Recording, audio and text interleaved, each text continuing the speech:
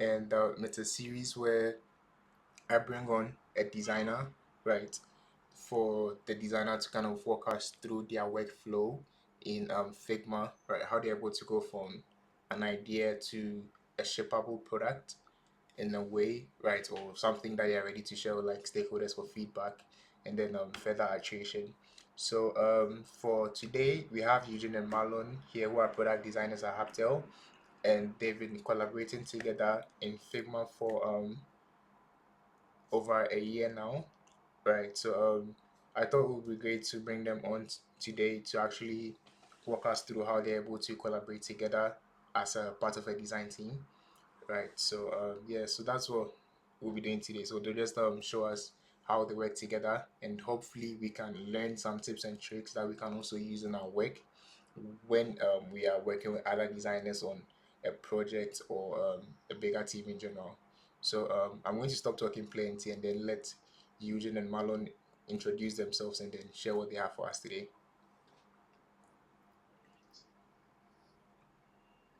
All right. How do I even proceed? I mean, this is my very first time, so Charlie, guys, you guys should pardon me if I make some few mistakes. Bro, for not in here, so yeah, you pardon me, right? Um, yeah, I'm Eugene. I'm a product designer, more of like a UX engineer, design engineer, kind of thinker with technology and then playing around basically. I'm currently with Haptel, right? So today's session is more about Alan and I working together, mostly how we collaborate, how we address issues and then take feedback from each other, right? I think first and foremost, I would say it's good to collaborate. I have this mindset of you collaborating with anybody else, right? You can see a child and you can get any insight or like get anything. So as I, for me, I think everybody is a teacher, right? Everybody you find even on the streets is a teacher. He or she is a teacher. He would teach you something new. So basically, that's for me, right? I don't know for Marlon. I think he would do that. He would talk more about how he sees collaboration. So that's how I see collaboration. Anyway, yeah, that's me, right? I would let him also do the introduction, and then yeah, we can pick it from here. Um, Hello, everyone. I'm Marlon.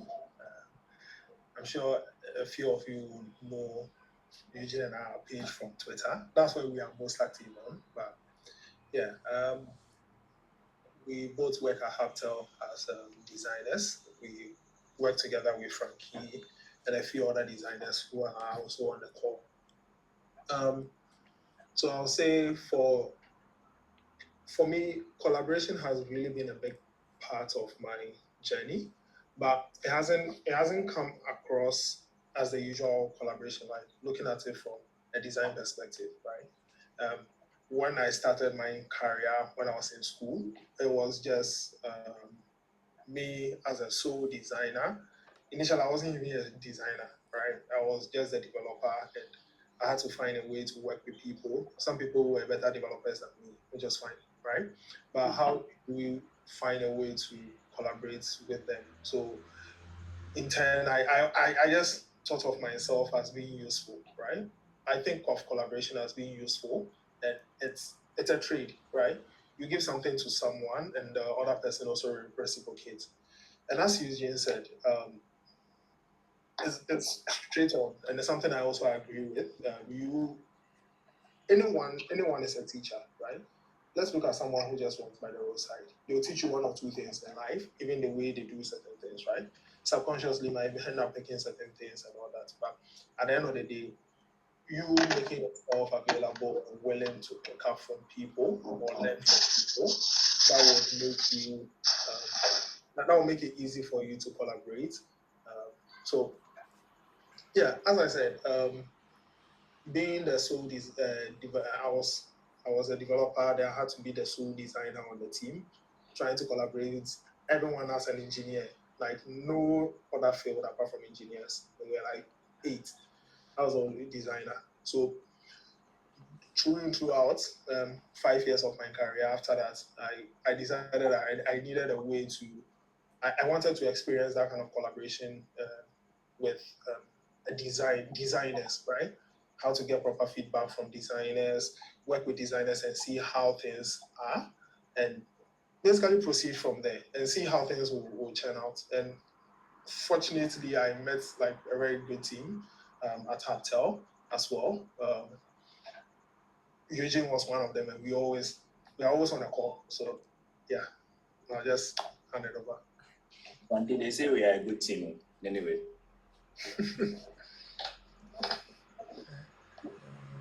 yeah, I totally agree with that. I mean, um, we get to, we all get to share like our day-to-day experiences where sometimes I get stuck about one particular experience, so I'm supposed to like get things done, and then I'd have to either reach out to Marlon or reach out to most of the team members, right? And then I'll realize, okay, yeah, I didn't think about this way, right? Then yeah, I get my work done. So basically, yeah. Anyway, I think Marlon did a lot on in terms of introduction. I didn't really do more about my introduction, but I'll give a little bit just about myself, which is how I started, and then yeah. For me, I've been playing around with things. I've been doing mobile engineering, doing front end. I still do front end, but kind of playing around, yeah. And then product design, which is now a full-time role. So basically, yeah, that's my story. For me, collaboration, I've been working alongside with designers as a front-end engineer, and then also, yeah, with after like this, yeah, I'm definitely handing off designs, and then Charlie will have that beef with engineers not doing the same thing for us. So that's basically my experience. But I will just walk us through straight to my processes, right? I think each and everyone has their own way in terms of approaching a problem, right? So I'll pick this from more of like a story. So I'll create this story more of like an assumption, right? So assuming I have a client that approaches me and says he wants me to either work on this particular project, right? For me, this is how I go about it. I mostly ask reasons why that particular problem, and then where exactly he or she is going to benefit in terms of the end results, right? Where exactly does he see this product in the next 10 or 5 years? And then that's how I pick my stories. And I think for my early days, it was about the money. So those days, yeah, I jump into it and be like, okay, this is how much I'm charging. But doing as like I met people along my journey, I realized, okay, this is not how we go about these processes. So yeah, I learned it the hard way, and I think it was fun. It was fun. So yeah. So mostly I get to understand the problem first, right? Understand the person I'm working for. And I pick it this way. I call it, I don't know, but most of us will call it service design, right? Where I get to understand the problem, understand the stakeholder, or the product owner, right? And then get what exactly he or she wants to be done, right? And see what exactly I can also do, and or what I can offer. Then we hop on a particular call or something, and then we discuss our way forward, right? We, in terms of design processes, most of us would say we have some particular processes and things. Charlie, me, my own is buga buga. I wouldn't say, oh, I'm following this design framework or this format. Mostly it's, sometimes it might be like me sketching or having a whiteboard and then making my sketches along the way. So mostly that's how my career has been, right, for my processes. But the only thing I can also talk about in terms of my processes would also be if I get stuck, right, I either jump into like, I wouldn't say real life or nature where I get more inspirations, but I'll either call. So some days like this, I might call Michael and then be like, oh, Charlie, what is this? And we are currently working on a project where I'm not the designer, but then yeah, there are designers on board and I get some inspirations from what they are basically doing. So mostly that's my process, right? Understanding what I'm going to do and then how I pick it from there, right? And then if it is very valuable, I might agree with what I'm doing. If it's not, I'll be like, okay, yeah, chief, I don't really like this your project, so I might not take it on. So that's basically it. Marlon, you can. Okay. Maybe just to reiterate, can you the question again? That's the design process, right? So for me, I would say my design process always starts with being curious, right? Um, to to work on anything, one, I need to be very interested in that, or I need to be curious in that, right? If I'm not interested or curious, no matter how good or how interesting the project might be, I know definitely I would get burnt out at some point in time. I think um, it's something that some of us need to realize. There are certain situations you don't necessarily have to be interested in the project. By you being curious enough, you sort of build that resistance over time, right? And with that, as Eugene said, I don't really have a framework for um, design, right? It's as and when. What's design am I working on? How fast does the person want it? How much is the person paying? Especially if it's a side project, right? How much is the person paying and all that? But um, for that, I always go off with having a conversation with the person, and sometimes it might not necessarily be um, a conversation directly into what the person wants to, like directly into the product and start talking about features and all that. No, it's sometimes what the person is trying to achieve, right? Then I once I get that sort of basic understanding, and it sort of give me a fair idea of which direction maybe I could bring to the table, and we sort of have a conversation with the individual that okay, let's continue from here. Let's see how this will work, right? And yeah, it's kind of interesting because once you start, once you try not to box yourself into certain processes, it allows you to basically um, think freely and also like think as far as you can in terms of certain projects. There are some projects I prefer to think about it is okay, what do I need to do to get the work done? There are certain projects when a person starts talking, you sort of get a fair understanding of this is how far the project can go, right? This is something that I think will make an impact, right? And based on that, your processes will start forming from there, right? Some of them you'll be very intentional about it. It will be from, okay, let's think about it. Who are our users? Who is this? How? What's the demographic? Um, what's the end goal of the product? What kind of product are you building and all that? All those kind of UX questions that we look at day in, day out will come up. A lot of us practice a lot of these processes. We just don't know that we practice them, right? So, as Eugene said, I will say I don't really have a process. When I have something, instead I sketch, I write it down, or I just jump straight into Figma, create a new Figma file. If it's just something I'll put on the page and I'll just type in something, that's perfectly fine for me.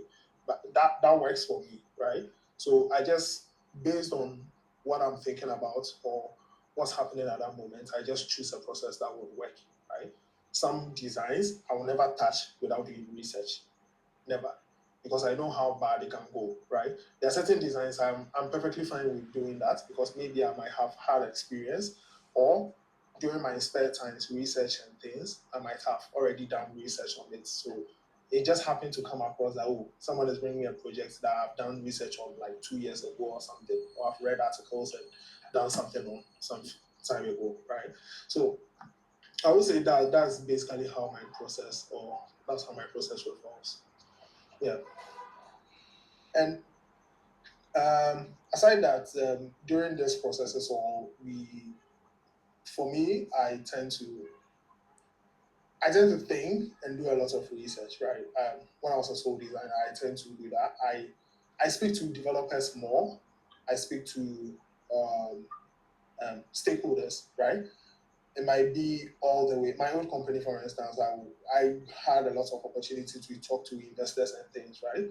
And CEOs, very close to high level, like management level stuff. So I tend to see a lot of stuff that goes on the business side and on the consumer side. And you realize that collaboration is not just, or the processes you build around is not just like um, you knowing the UX processes and all that. Sometimes your processes are formed based on the exposure you have, right? You end up meeting certain people, and those people would have a certain way of approaching things, who will give you a perspective that, okay, if I'm tackling a problem like this, let me think about it this way, right? Rather than us to, let me change now, let me go look for the UX process that is available, and let me do research. I have to do wireframes, I have to do this, I have to do that, right? You realize that the outcome you might want might always not be the best, but that doesn't discount the fact that those processes or those UX processes are quite essential, right? They are just tools there to help you as and when you need it, not a certain stone that you have to use or you need to have a certain process. So yeah. Yeah, yeah. So for me, I'll basically pick it from this angle. Let's say I would use a product Marlon and I have worked on. I would use a product we call developers portal on Hubtel, right? So I'll use that to like kind of tell you guys how our story started.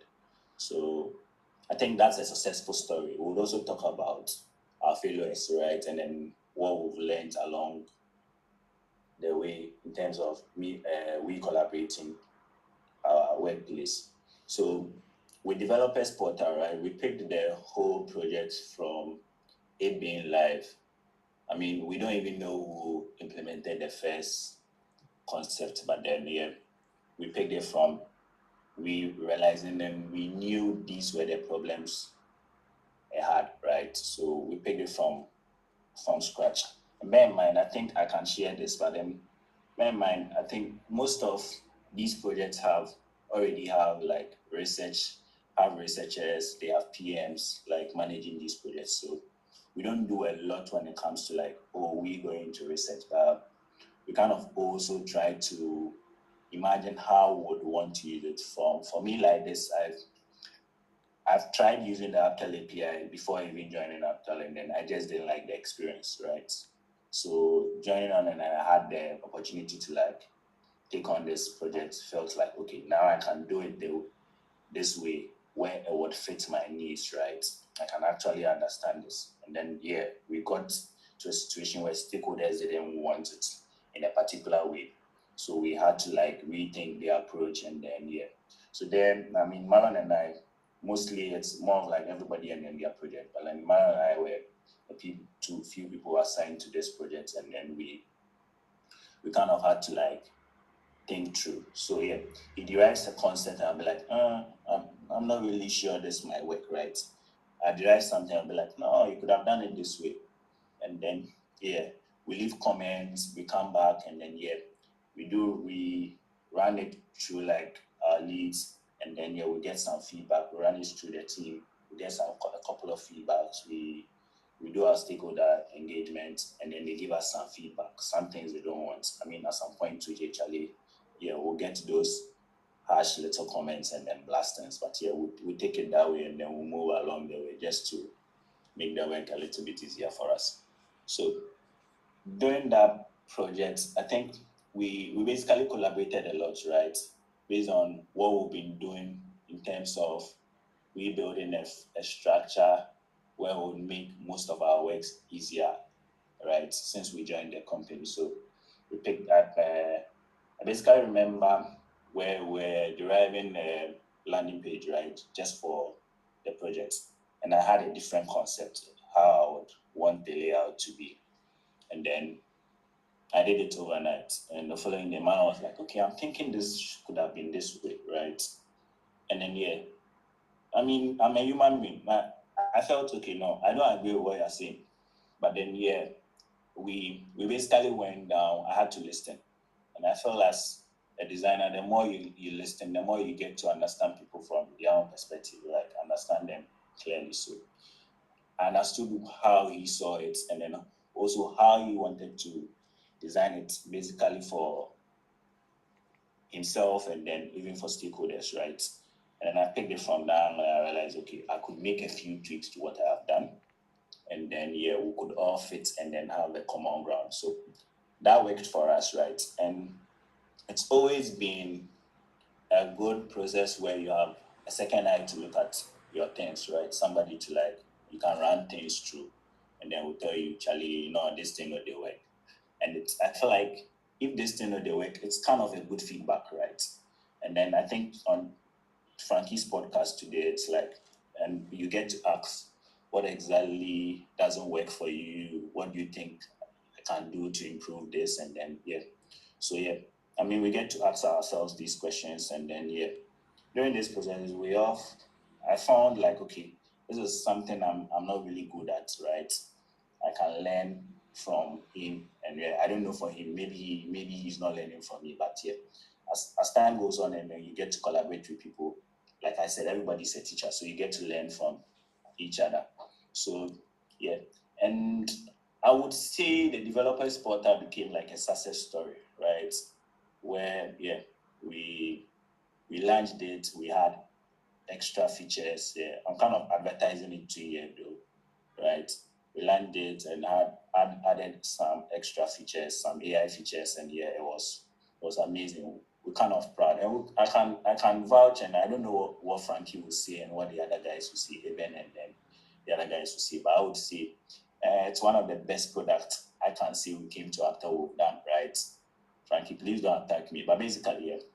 So that's how like I would like describe my process, right? With me collaborating with him and then even with anybody else like in the team. Yeah. Now you can take it. Yeah, I think he has really said a lot.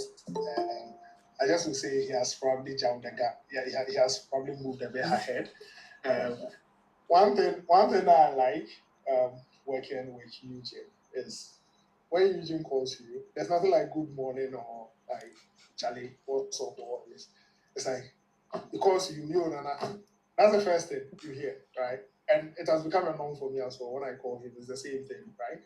I call him on WhatsApp, on Teams, wherever we will meet, right? We have like this channel whereby on weekends, that's where we spend our time. And it's anytime Eugene calls me, specifically maybe when it's work related, there's two things. I know he wants feedback or he's about to rant, right?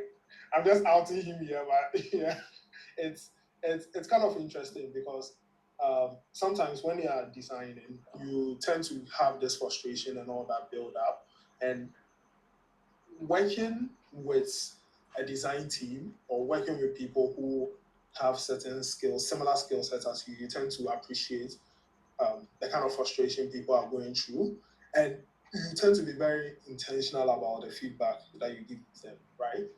As it becomes very honest, and usually will call me and it's like, "Yo, Charlie, I think this is a good experience, but like maybe yeah, the PM or this person is saying that no, I don't like this, right?" And I'm like, maybe I think you should take a step back or think about what the person is saying, right? And he he he sometimes gets to understand that. Sometimes I'm not there, so I can't get the whole picture, right? But at the end of the day, as he said, probing and asking questions, understanding what the person is trying to do, the goal they are trying to achieve. When they are ranting, right? Like just listening to them, get what they are ranting about, and say, okay. So it's like for Eugene and I, when I call Eugene as well, I do the same thing. I end up ranting, ranting, ranting. It's like, okay, so what's the problem, right? And at the end of the day, we know that when someone starts ranting, is that they are looking for a solution. It's just that they are pissed or frustrated at some point, so they just need to get it out there, right?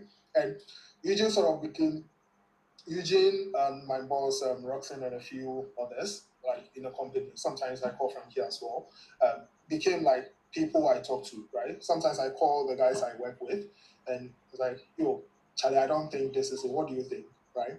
And that has been a very um, um, that has been a very good experience. Just letting it's not always that you call people in rants, but it has been a very good experience just to let people understand your frustrations and see how best they can help you, right?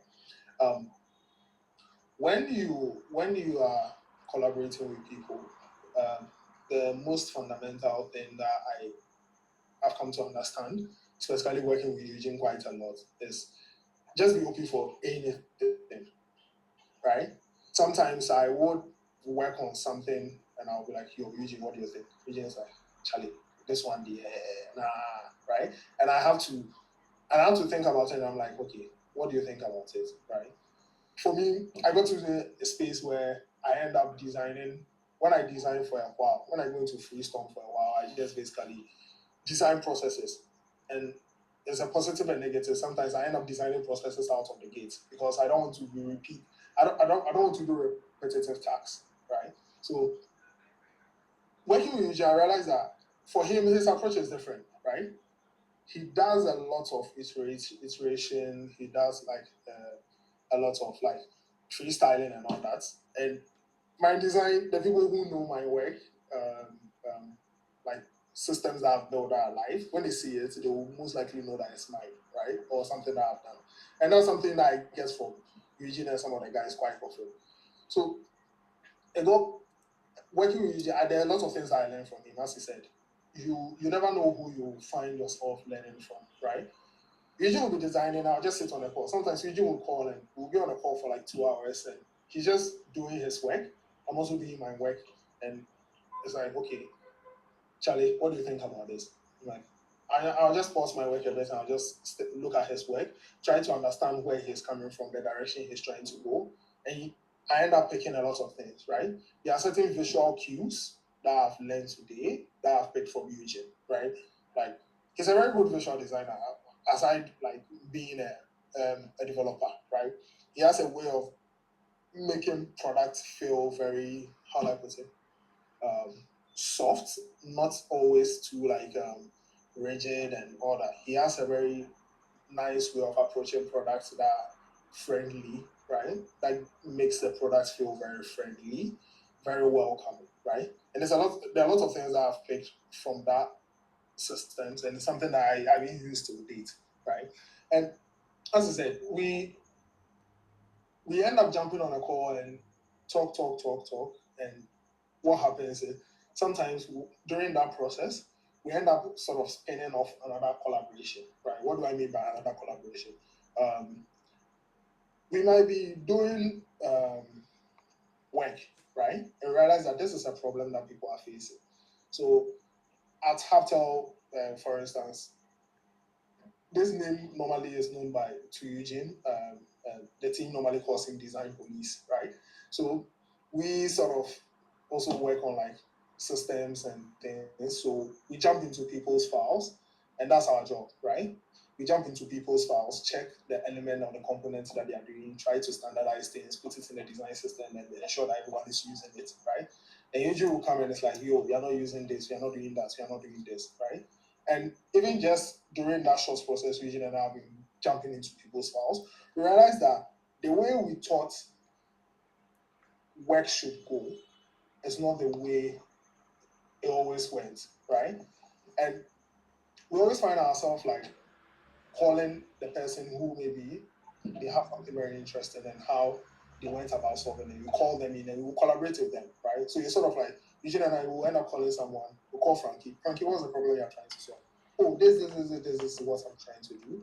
And this is the challenge I'm facing. If I do it this way, it might not work, right? Then we'll be like, so we actually didn't think about it that way. We just went into the file, just policing everyone in there, Yeah. policing everyone, and it's like, yo, like, right? So even just with that alone, it even gave us a lot of appreciation in terms of how to work with people, understanding people. Something like we were working with today as well, even today, and things like this as well also came up, right? How to even understand people, and then Eugene and I were discussing, okay, how do we understand people? How do we ensure that we get people's feedback? How do we learn from people, regardless of who they are, how old they are, which kind of skill sets they have and all that, right? Uh, if you want to be able to collaborate with someone, right, you need to be able to um, first of all humble yourself, be a very good listener, right, as well as have that kind of spirit. So the kind of have a very good feedback that you provide to the individual you're collaborating with, right? When I say good feedback, it doesn't mean that you shouldn't provide any bad feedback. If the feedback you have to give is very bad, let the person know, right? But what I mean by good feedback is um, Eugene comes to me with a problem, right? Or I go to Eugene with a problem and I try to rant about my problem and talk about my problem to Eugene. I don't I don't just like scrub him off or snub him and say, okay, let me just do whatever I'm doing, right? I'm listening to him. It's not might not have been important or something, right? There are certain scenarios sometimes those things happen, but you realize that more often than not, when people call you in companies and spend quite a lot of time on calls with you, or not just work anywhere and say, I have a problem, I'm ranting. Sometimes it is that they have a problem, but even they themselves don't really understand the fundamentals of the problem, right? So listening to them, understanding what they are trying to explain, walking them through the process. And this is something that Frankie and what's the name? Tommy. His first name. What's his first name? Derrick. Derrick. Yes. So this is something that Frankie and Derrick, their podcast, Edge Cases, um, they mention quite a lot. You need to be able to ask a lot of questions, right? Um, Sometimes I tell the people that I work with that, see, I learn more from you than you learn from me. They're like, how? I'm like, when I end up asking you questions, it's not always that maybe I want to see whether you understand the problem. And I myself don't even understand what you're trying to do, right? Yeah. So I ask questions just to understand that is this what you're doing? So it's something that Eugene and I do. We always like it's sort of like question and it's like, okay, discussion. Once we have that discussion, we don't spend too much time like talking and all that.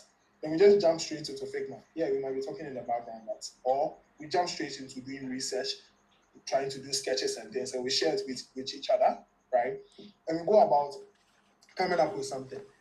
Usually, will jump into my file, help me do something. Sometimes, to be honest, like it gets to certain times where certain problems, I just don't want to touch it because I don't have a very good feeling about like doing it myself, right? I want someone else to do it and to just to see how they will go about it, right? That's also a form of collaboration. And usually will come and do the whole component or do whatever I need him to do.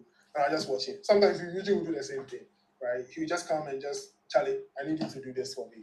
Do you think you can do this? This is a problem I'm trying to solve. I can't figure it out, right? Then sometimes I just maybe send him a screenshot or he will send me a screenshot or you tell me, oh, visit this app. You'll get the inspiration you want, right? Or try this app. And it's something that works for us quite well. Yeah. And I think another thing I want to add would be mostly I like asking why a lot, right? It makes me feel like you said, like I would be ranting most of the time. It's all about the whys, right? I'll ask myself 5 whys, and then I think the last why would give me an answer of why exactly I'm supposed to do this, right? Because the first thing would be like, why this? Okay, so you give me an answer, and then okay, so because of this, this is the reason why you want to do this. Why that? So I get to ask mostly like 5 times why, and then I would definitely get an answer. Most of the time, the fifth why will let me know, okay, this problem, the answer, and then yeah, it'll be like, but then we don't just, I'll never like throw it off or like be like, it doesn't make sense. I'll be like, okay, let's pick it this way, right?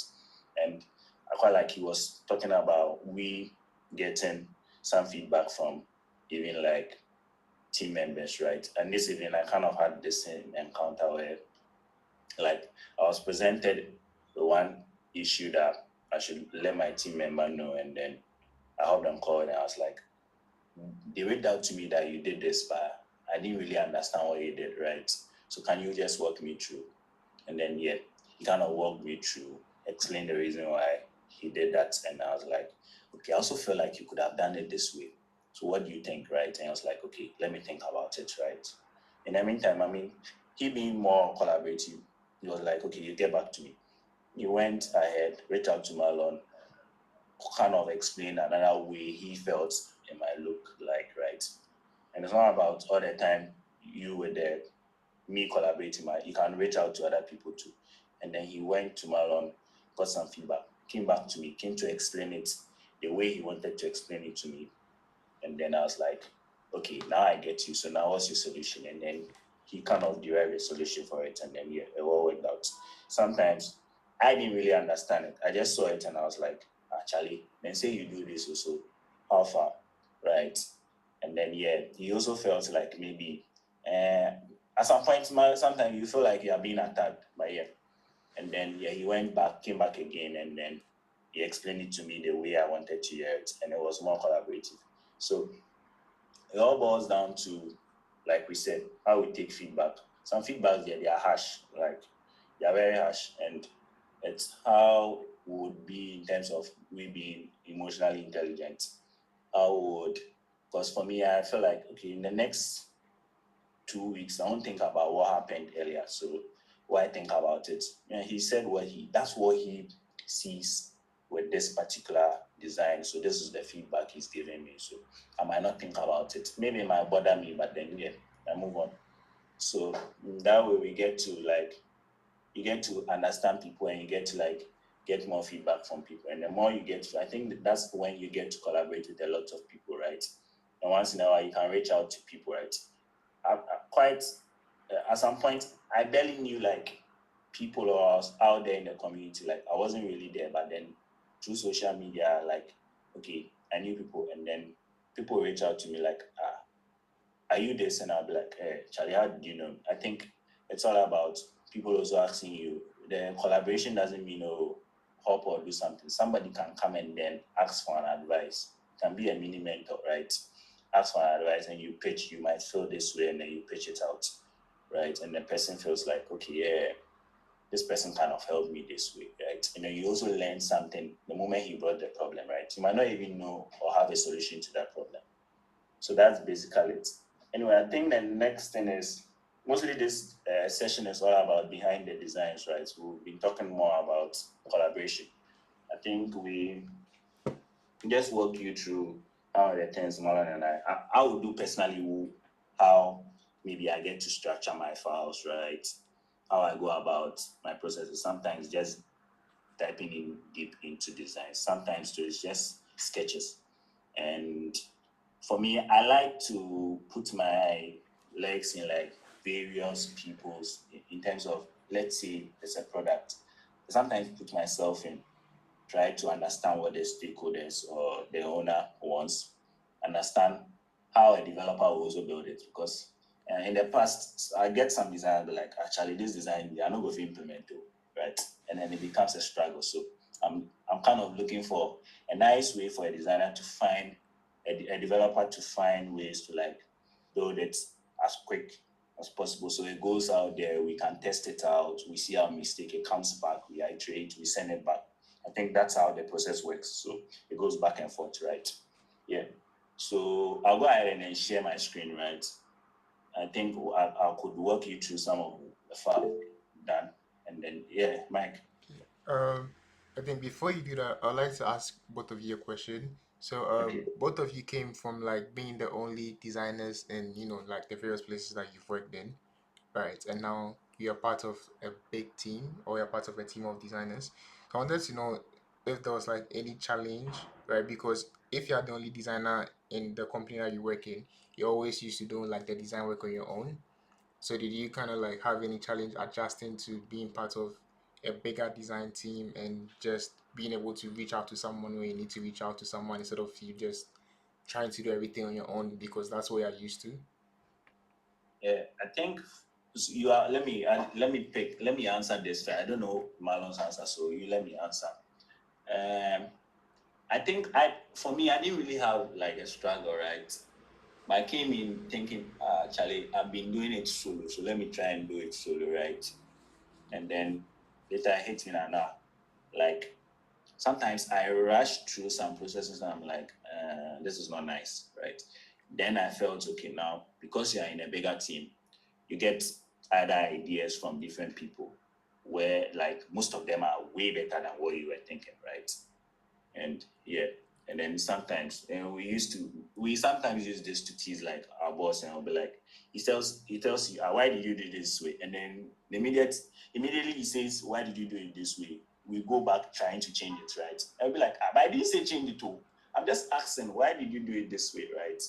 Yeah, he makes us think twice, and then we'll be like, we even start doubting ourselves. But I mean, the more you get to collaborate with people, you realize, okay, maybe you were on the right path, or you didn't think that deep, right?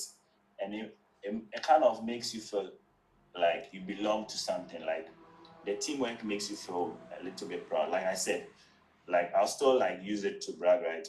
Based on stakeholders' vision and then what they wanted in terms of what they wanted us to do and develop as portal, right? We kind of achieved what we felt like, and I would say, I wouldn't say we the designers brought that to life, right? The people that implemented it to made it live, but then stakeholders made the bigger decision in terms of telling us this is how they want it. We're picking it from that angle. So yeah, I think with struggles, not really, but with positive vibes, yeah, it's good working in a team rather than you being solo. Before Douglas asks this question, I'll just quickly run through this. So, one of the biggest struggle when I was working alone was the kind of feedback I get. And Frankie and Derrick's podcast really resonated with me.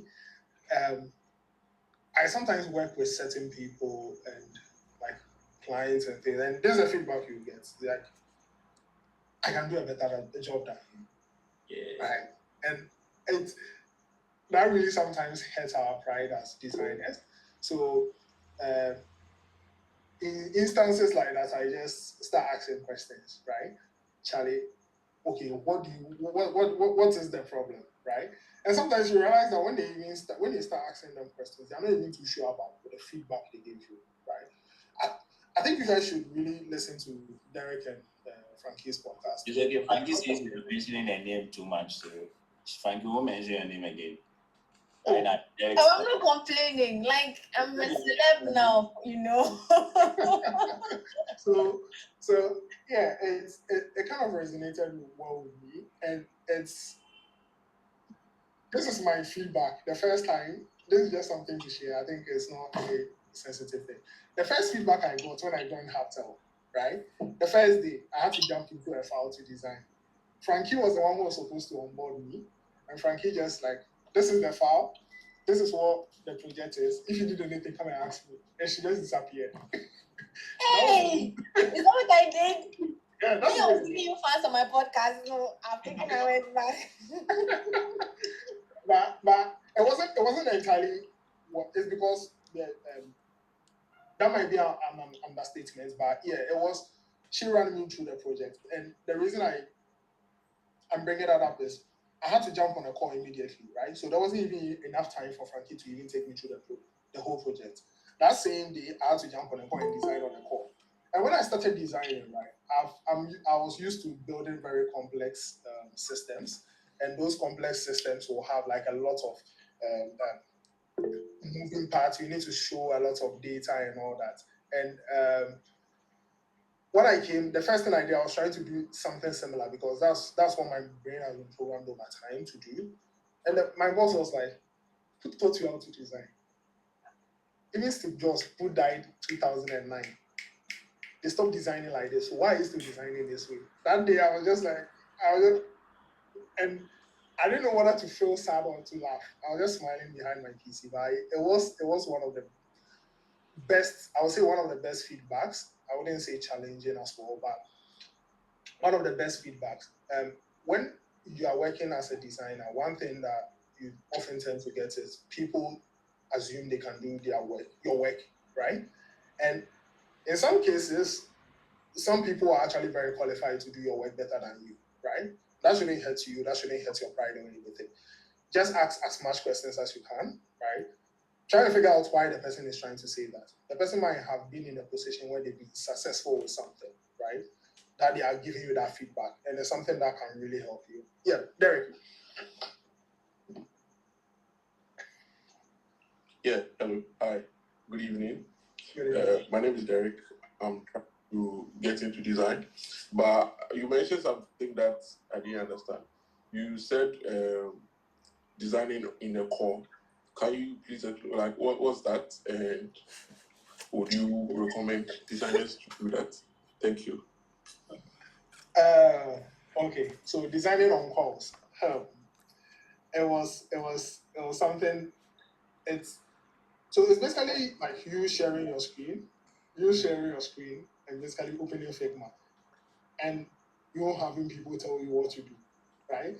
It's not always you having people tell you if you don't know what you are doing, or if you don't know how to control the narrative, right? People will tell you what to do. But yeah, basically sharing your screen, and people are like, okay, giving you feedback. Do this. I think we should do this. I think we should do that. At that point in time, if you are not experienced enough, your brain will shut off. You stop thinking, right? You just end up doing. So yeah. Are there any benefits to a beginner designer? Like would you encourage people to share their screen? Yes, I would actually. It might sound funny, but I would encourage people to go through that experience. I always tell Eugene this thing, Frankie and the other guys in the company. See, if you're a junior designer, the best advice I could give you, and this is from the experience I've gotten. Before you try to even jump into a big company, right? Think about your plan first as a designer. Where do you want to get to your final destination? Your second thing will be the second advice I'll give you: work in an agency or work with a startup. When you work there, you go through a whole lot of experience. Designing on calls is actually one of the things that you learn, and that will teach you something very valuable: being able to think on your feet. Because sometimes certain stakeholders are not patient. It's not that maybe they are not patient; they don't have enough time to waste on you, right? Or to waste for you to come and give them experience and go and think about your whole processes and all that. They will come to you and they want a solution. Sometimes you will have to. The other times there are ways to go about it. Certain situations, you can let them know that, okay, this is how we are thinking about it. You do one or two things, try as much as possible not to be as detailed as possible, right? Come up with one or two things where it would guide them that, oh, okay, this is a vision. Is this a vision that you are looking at? If they are on track, then you let them know, okay, then you go polish it out, right? That will give you enough time and they can have confidence in you that, okay, since this person already is able to do this on a call, right? I trust well enough that they can go and finish up the rest, right? Someone can call you. If I call Derek right now, and Derek, we had a conversation at FitCon, right? We just spoke about certain things, and his mind was drawn to something, right? That's him. It might not entirely be like um, being an experienced designer, like he has worked for a very long time, or he has been making money, has worked with big boys and all that. No, it's the fundamentals, right? Sometimes thinking on his feet, someone comes to him, he wants something as quickly as possible. He needs to be able to visualize that to that person. It might be an experience, it might be a flow, anything, right? He needs to be able to quickly do that, right? Those kind of experiences will train you up and will build your resistance to certain things. So yeah. Derek, does it answer your question? Okay. Thank you very much. You really helped me. Thank you. With your are there any questions? Before that, this is an interactive session, so if you have any question, please interrupt us. Eugene will be sharing the screen, then we can show you some of the things that we've worked on. And this will be more external stuff that we've worked on together. So yeah. Yeah. Okay. So I'll go ahead and then share my screen, right?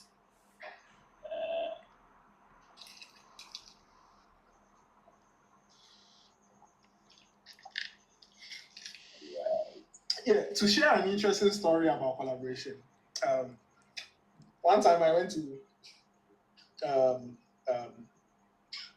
I had a project I was working on, and it was an animation, right? And I've been working on animations for a very long time. The last time I did an animation was like 2017. but I still ended up working on it. And the immediate thought was like, how am I going to figure this out? I was just sitting there thinking, I was like, yo, Eugene is there. Why am I even stressing? Right? Eugene has not really done animation before, but I was like, Eugene is there. Like, why am I stressing? So and whatever contract that the person I was giving to the person, I just let them know that if I need anything, I'll be going to someone else, right? And they agreed to it. And I was fine. And I was able to collaborate with him to come up with that. And the outcome was very good. So, yeah. Yeah. Like I think that's like a good experience. Anyway, yeah. So I think my screen is visible. So yeah, this basically. I think I'll just walk you through my process first, right? And I think Marlon would also tell you how. I think mostly it's all about behind the design. I think foundations also matter, right? So sometimes it's about how you are going to start the project, and then how you would approach that particular problem you want to solve. So mostly mine approach, I would use this particular project, right, called Clovis, right? Mostly I like to design a cover art, like a thumbnail for a project. Every project, like if I'm really interested in that project, I'll design the thumbnail, right? And then so that it would kind of encourage me to work more on that particular project. Like I'll have that energy to just Roxy used to tell us he needs the chakra. So yeah, it'll give me that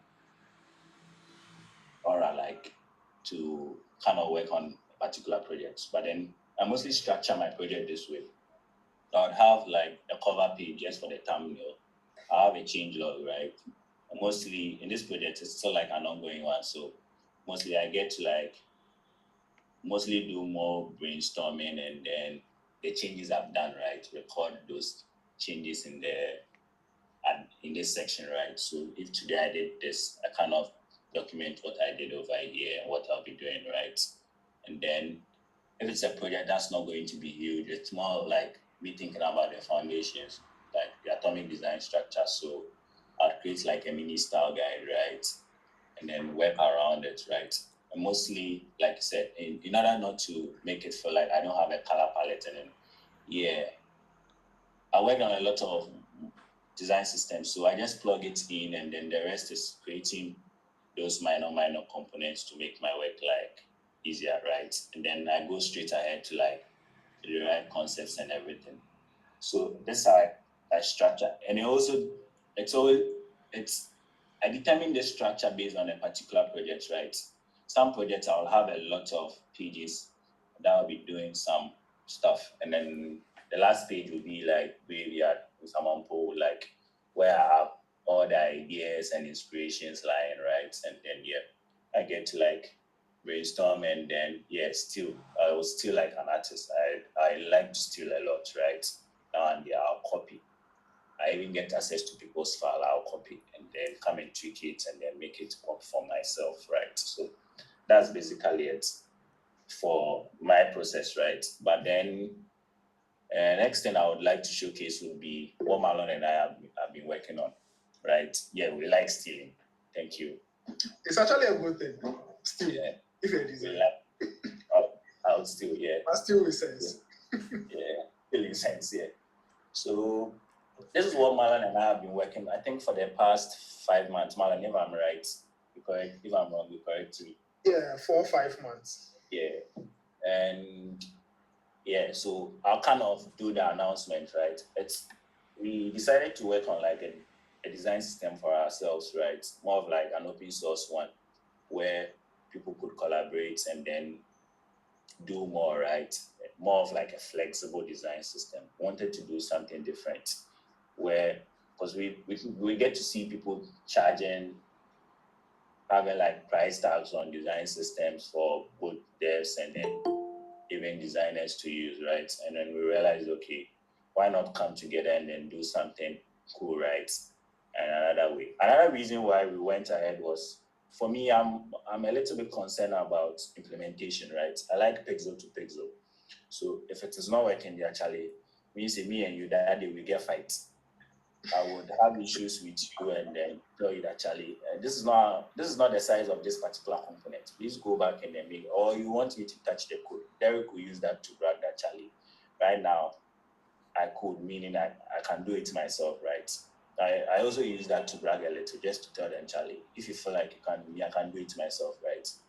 But I'm not attacking developers here. Please, I beg. Yeah, mostly. So that's the main reason why we do this. But then over here, we called it experimental, right? That's why the file is a little bit scattered, if you can see that, right? Where we sit down and then derive concepts upon concepts, right? Ideas and some it just pops up and they'll be like, okay, let me just dot it down. Then yeah, I come in, I tag Marlon, right? I'll tag him and then I'll be like, Charlie, watch. Then yeah, you come, you tag me, you watch, and then like you said, sometimes weekends we work on calls and then you're like, this doesn't work. This will work, right? And then yeah, we basically like start brainstorming and everything, right? And then yeah, we decided to do that. Yeah. This wouldn't even help us in terms of when I say the foundations, right?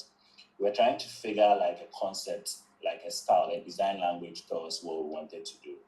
So this was what we're doing. It even helped us explore more in terms of colors, right? And even reaching out to other people and then understanding how they see colors. Having I read down to interior designers and how they explain colors to us felt different from how we also understood colors in our field. And it was very exciting, right? So this is basically, so we have this page called more of like a working in progress page, right? Where we experiment. If it's exciting, that's when we'll come online, social media, we'll share it, and then yeah, we'll get some feedbacks, and then we'll get. Let me give them some context as to what this is, since you've already announced it. As he said, we are working on or our goal was to just give back something small to the community, right? We are not like Derrick and Frankie who big boys, big girls. Podcast, yeah.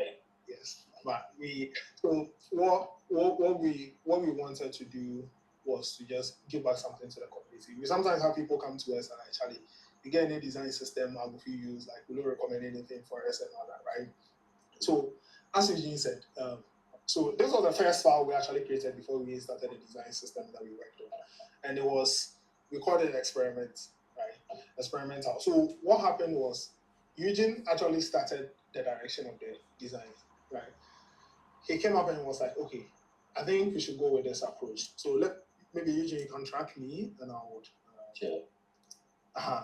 So the approach was something similar to this, right? I don't know where that first concept was, but Eugene saw a concept, this, right?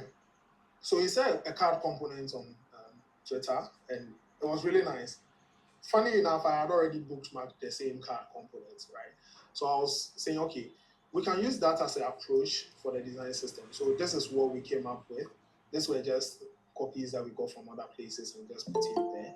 And we just started forming the direction of, okay, what do we want our design system to look like? The first question was, okay, we wanted to make something that was very different. We know there's nothing new under the sun, but we wanted to bring together some elements that would be unique to us, right? That would be a little more fun as well. We were trying that, so we came up with a lot of concepts.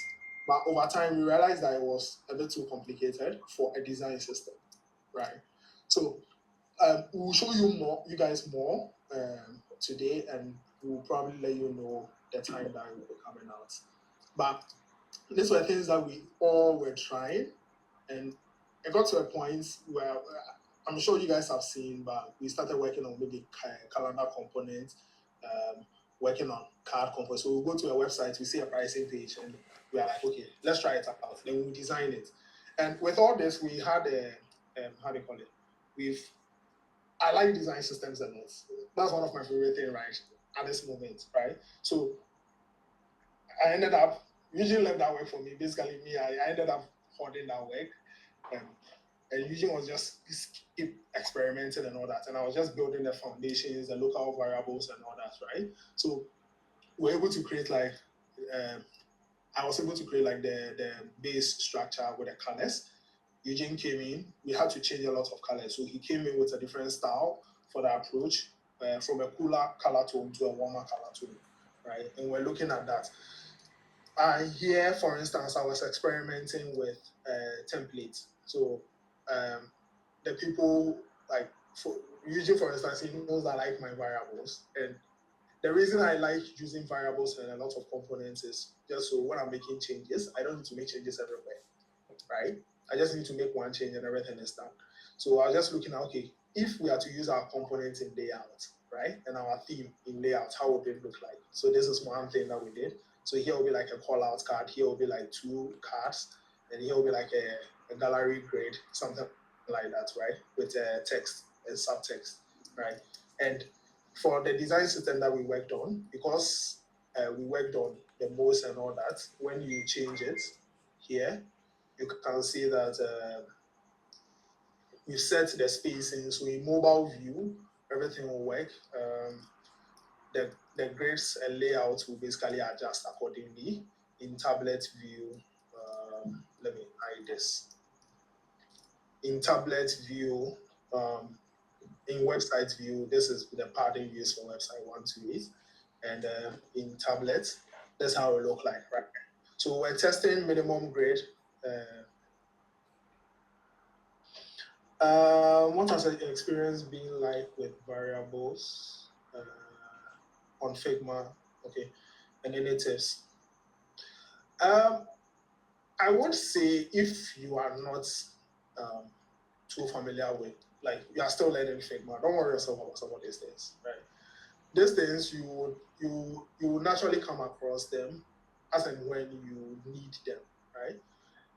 I first I used to tell people that, like, Charlie, design, just do anything, right? But these days I tell them that, okay, pick a direction.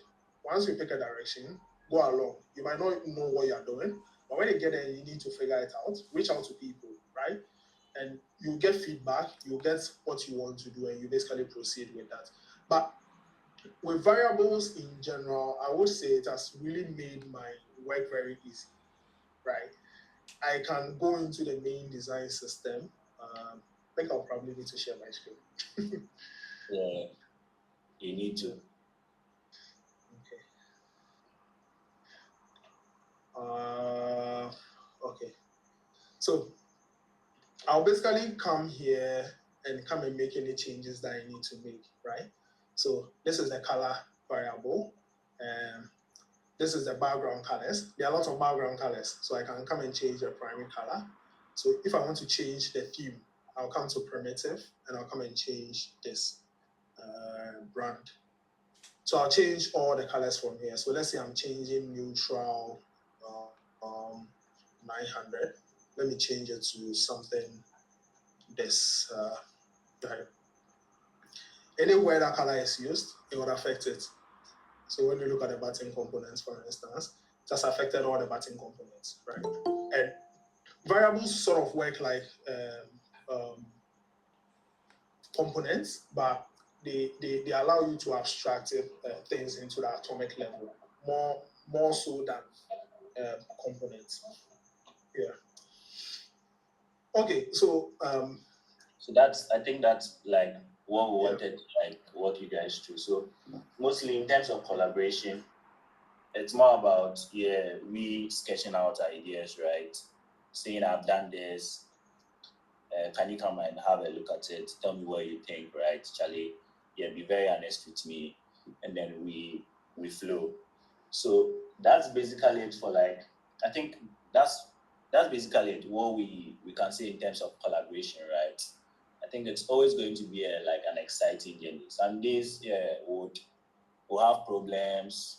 We might not be that perfect. We might not be that solid. So we'll need like some feedback, and then for me, we call it ranting. Like we'll call each other, we'll rant, and then we'll definitely like either get a solution, and then we'll move forward. So that's basically it. I think he did a little bit more of like showing you what we've done in our design system. We are calling this design system Design OS, right? OS meaning open source, right? So what like we just said for the community, and then we're asking people to like also collaborate, right? Share ideas and then also use it in terms of projects. I heard Frankie today on the podcast that she has this wonderful app, right? Frankie, please, we are urging you to use our design system, right? Your next day. Yeah. So basically, yeah, that's it. I think what we would do is to kind of walk you guys a little, like walk you through. We've not made, I wouldn't say like a massive change in terms of. I think it's fine if you just walk them through. Documentation is a part of. Yeah, we've not done that, right? We are not going to show you something that's like, oh, we are perfect. No, we are not perfect, Charlie. We are all like experimenting. So I just like walk us through, right? And mostly for Marlon and I, Just to interrupt you, I think before that, we can show them with what we were doing on the micro interaction and all that as well before we go to the design system. Sure. Yeah, we'll use the design system to round up that. So I'm sharing my screen so that you guys can follow. Kindly confirm if you can see my screen. Yeah, we can see your screen. Okay. So so for me, I'm sure you guys have, some of you have seen, I've started working on like icons, started doing like micro interactions, looking at animations and all that, right? I've gotten to the point where someone gave me a very good feedback. It was like, senior designers are not people who do something really different from you, right? They just really pay attention to just the tiniest of detail and say, okay, let me fix this, right? Rather than let's say, Charlie, let me let this pass and all that. So for me, this is something I started, and Eugene and I, we ended up like working on it together. Lots of feedback. Almost all the components are actually from the design system, basically, right? Almost all the elements that we used. So here I was testing out Family. I don't know if any of you know of the Family crypto app. I don't. Maybe you can raise your hands if you know of it. Family. Yeah, I think I've come across them on Mobin, but I actually haven't tried it before. Yeah. Yeah. Really, really interesting crypto app. I have it on my PC. Yeah. So I saw this interaction. I was like, let me just recreate it. So I called Eugene. I was like, yo, what do you think? I was like, yeah, I should just go ahead. So it's something that I tried. So this was just like playing with animations and like micro interactions, right? Looking at how transitions and all that, right? And this is just one. This one is which one is this? Yeah, this one is an expandable card. So if you go to their website, it's there, right? So this is just basically the same components, and I can just give you some gist as to how I went about it. This one particular is a full card component. I just hit this, then you use Smart Animate, ease in, ease out, basically, right? And on that, you can set a custom animation depending on how you want it, right? So you just hide certain components and you just lay them out. And I think if you see here, this is how it looks like. This is basically the component. The main component, when you expand, this is how it looks like. The other one I showed you, this is the element. And basically ended up playing with a lot of things. I did some presentation last week on our Teams with project. We have something that we share with everyone, and this is just something I just did, right? I've always wanted to do it. I knew it was simple, but it's not something I've actually done, right? So I just did it like just to do that. I just did it here and I imported it into the project. And all this, when I was done, I just shared it with Eugene. Eugene just looked at it and was like, cool, that's cool. Feedback, then I changed some things, right? This card was something that Eugene really liked. So he was like, Charlie, we should just even use it in the design system, right? Just so just want to show properly. So yeah, basically this. I've shared this on Twitter as well. Added some confetti and this also. Um, this is basically this project is just Eugene and I looking at how we can explore like micro interactions, um, seeing paying attention to like animations because it gets to a point where just doing a normal design it doesn't give it that kind of appeal that you want people or that kind of feeling that you want people to get. It is just to get right. There are certain services they don't have a lot of animations or even micro interactions, right? And those services feel a little boring. A lot of people, almost I can say almost a lot of you on the call use iOS device, and you guys really appreciate those kind of small feedback, those kind of micro interactions, haptics, and all that, right? All those things together form together to do that, and it's something that we were just basically playing with, and right, just looking at how all these components would basically work. Yeah, I would publish this in the community. Yeah, um, I don't know. So I'll let Eugene take over from the design system and just run everyone through. All right, thanks, Marlon. Yeah, okay. So like I said, I mean, we like to have covers, right? So yeah, this is Design OS. With Design OS, for me, I like to focus more on the foundations. I think the reason why I think more about foundations is I think they are the building blocks to whatever we have, right? If the foundations are strong, Baumia will see the fundamentals are strong. Yeah. So yeah, if our foundations are strong, yeah, then basically it's I mean the product or whatever we are doing would also be like solid.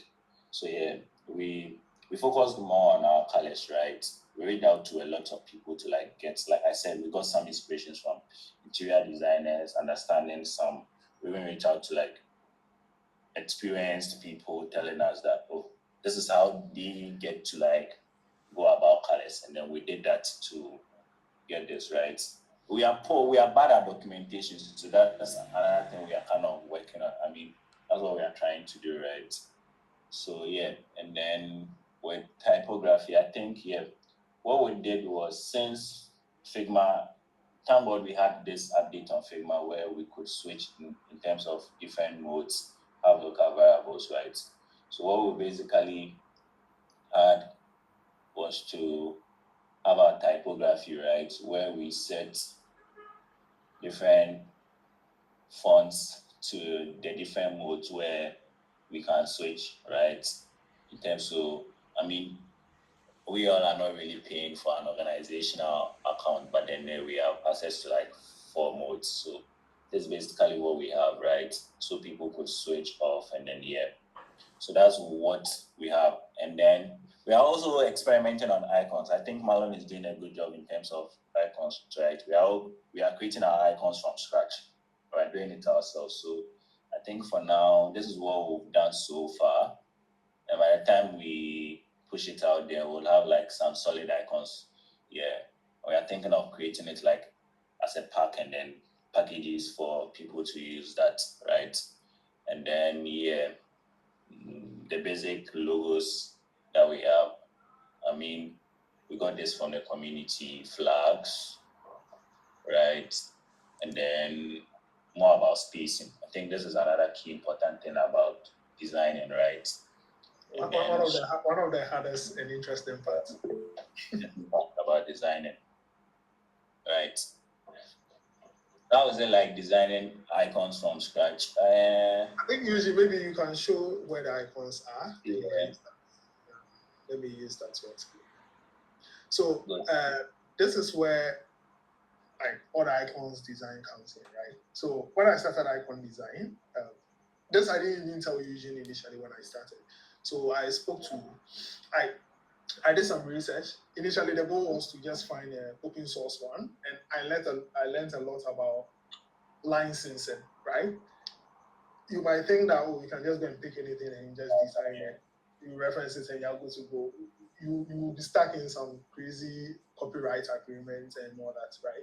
So we decided to look at options. wanted to use Untitled, we're like, nah. So I told Eugene, Untitled crowd, they used feather icons. That's what they started with, and they just built on top of it, right? So why don't we go a similar approach? We did that. We're like, okay, let's use Huge. We're like, nah. So we tried about more than 10 different open source icons, some of them with different licensing. And we're like, okay, then let's go with feather icons. That's what we settled on. And when we did that, we realized that in our experiments, right, the things that we put out there are a lot of icons that we didn't have. So when using is like, Charlie, this icon, we don't get to, feather icons don't get to. I'm like, okay, Charlie, leave it to me, I'll design it. Because at that point in time, I was just crazy invested in icon design, right? So I'll look at Untitled, I'll look at phosphorus icons. I think Ban shared that icon pack. Eugene also shared that with me.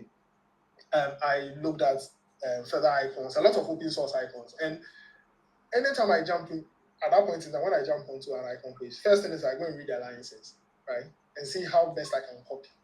Simple as that, right? Then I read the alliances. If I can do modifications and it wouldn't affect me and all that, fine. So then I pick their icons and I say, okay, let me try and draw the shape of the icon, right? So let's say for this church building, for instance, it's an icon. There are shapes that I came up with, right? So I went to the community, found a grid. So something simple as 24. I'll add a grid here. I think you should share your screen so they could see what you are doing, right? Me spotlighting you wouldn't really translate. Okay.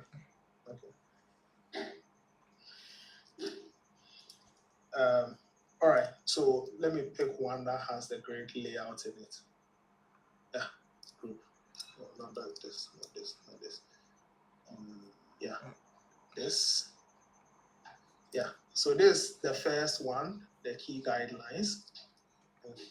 I hope you can see my screen. Wait, Yeah. Eugene, can you stop presenting so that we can see? Because I think we can see your side by side too. Yeah.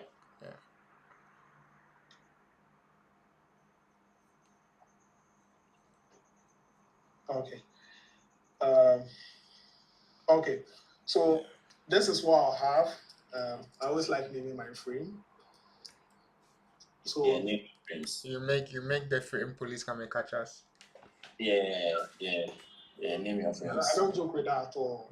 So then I created a guide for icons, right? This is something I just got from the Figma community. So this guide perfectly overlines with this, right? So let's say I want to do a gift box, right? So initially when I started with frames because anyone who knows me at Habitat knows that I don't like rectangles. I don't like circles. I'll use a frame and I'll give a corner radius. Simple as that. There are a lot more I can do with frames than not, right? Then I got to realize that I'm too stuck in one way. Those shapes also have their varying uses, right? So the first icon I did it with a frame, but over time I realized that no, that wouldn't work.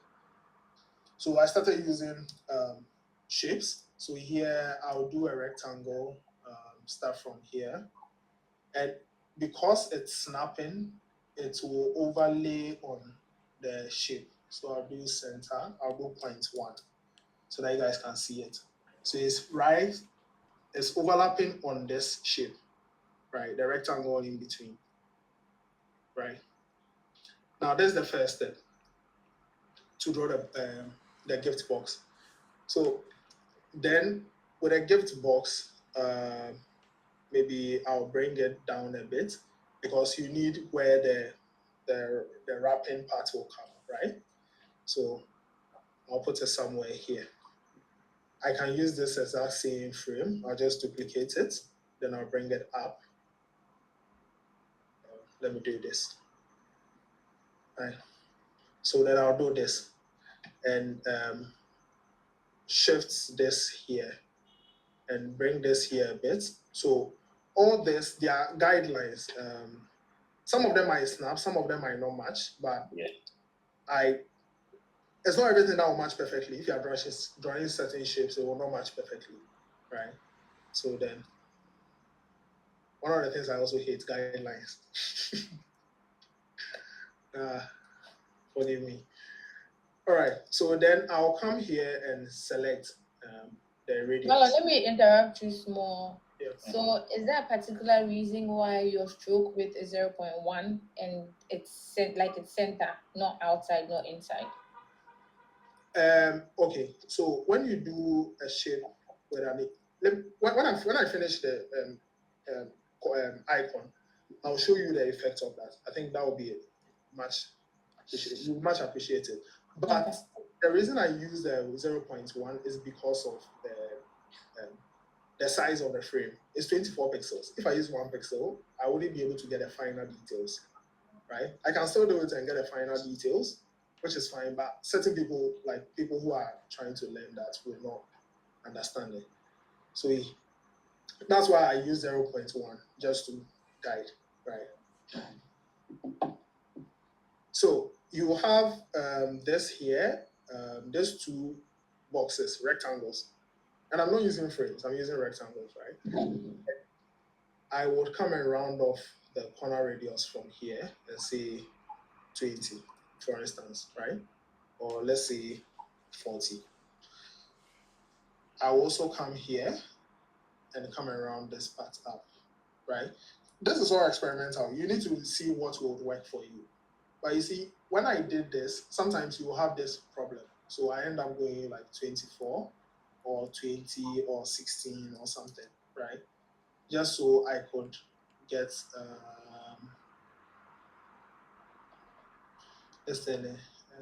let me see.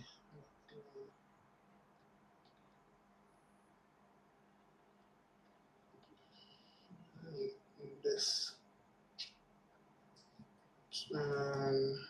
8. Oh, okay, so here 20.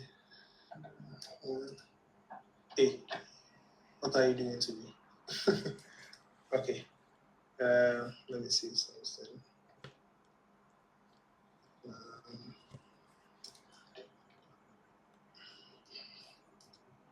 Okay. So then I go here. Here will be 0. Then here I can go. I need a sharp corner here. So here will also be 0. Okay, I see where the problem is coming from.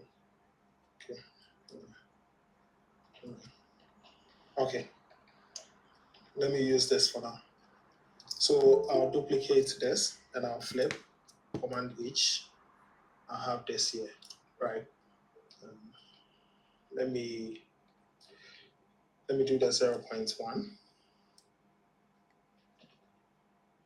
and come here 20. Okay, and 20, 16. Okay, all right. I don't know what that issue is, but I'll try and figure it out.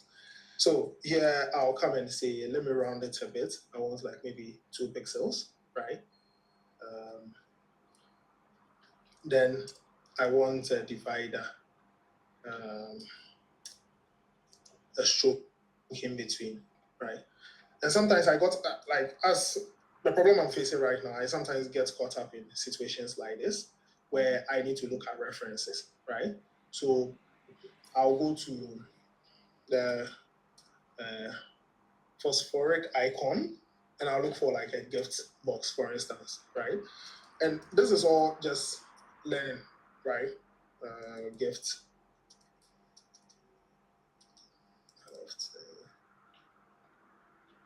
So I can copy this and I can bring it here, right? And say, okay, let me do something similar to this, right? The shape. So I have this part figured out. Maybe I want to round off here a bit. 2, right?